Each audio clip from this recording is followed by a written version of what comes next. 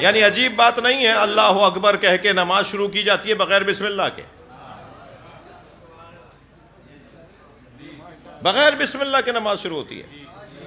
اور اس لیے بسم اللہ نہیں پڑھتے کہ بسم اللہ پڑھنے والے جانتے ہیں کہ تحت الباء علی ہے.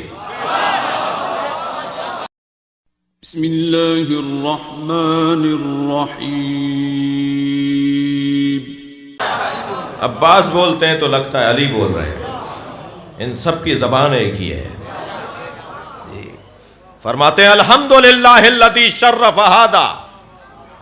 پہلے تو مولا عباس نے یہ پیغام دے دیا اپنی گفتگو کا آغاز حمد الہی سے کیا کرو. اللہ کو یاد کیا کرو پھر بات شروع کیا کرو. جن کی گفتگو میں بسم اللہ نہ ہو ان کی گفتگو میں کوئی خیر نہیں ہے.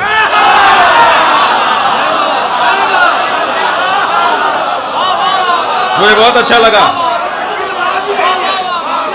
مجھے ابھی بہت اچھا لگا. ابھی آصف مغل نے میرے بھائی نے جب کلام شروع کیا تو انہوں نے پہلے بسم اللہ پڑھی.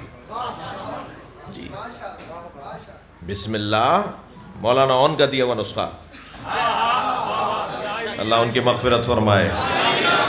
جی وہ پریشان حال لوگوں کے لیے ایک نسخہ کہتے تھے کہ یہ پڑھا کرو الرحمن الرحیم بحق بسم اللہ الرحمن الرحیم.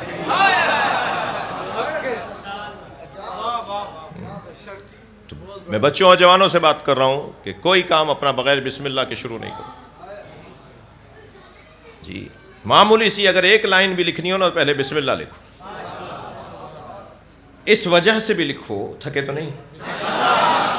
اس وجہ سے بھی لکھو کہ بسم اللہ کا آغاز نقطے سے ہے.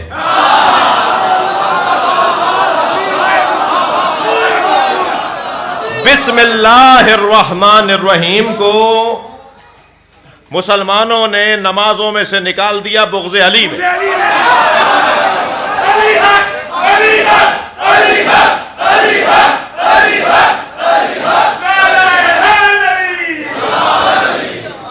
نماز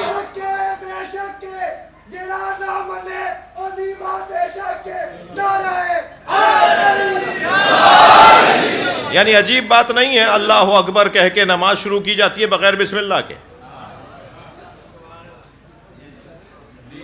بغیر بسم اللہ کے نماز شروع ہوتی ہے.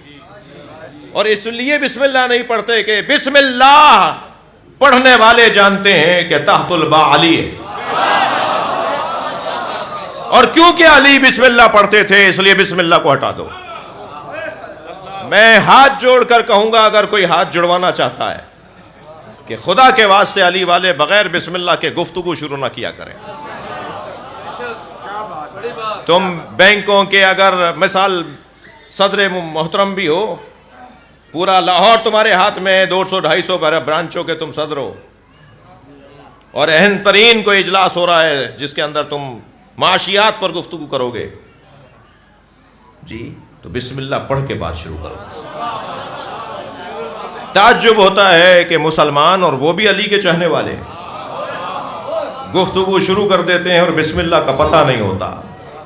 بسم اللہ منہ پہ نہیں آتی. تو تبلیغ ہے. ایک بات لے لیجئے مجھ سے آپ کہ اگر میرے آج اس مجمع میں 10 بچوں نے بھی عہد کر لیا کہ ہم اپنی کوئی گفتگو رسمی گفتگو کوئی بات کوئی کلام شروع نہیں کریں گے جب تک بسم اللہ نہیں بولیں گے تو آپ اس ممبر سے ضمانت لے کے چلے جائیے کہ پھر اپنی زندگیوں میں برکتیں دیکھیے گا.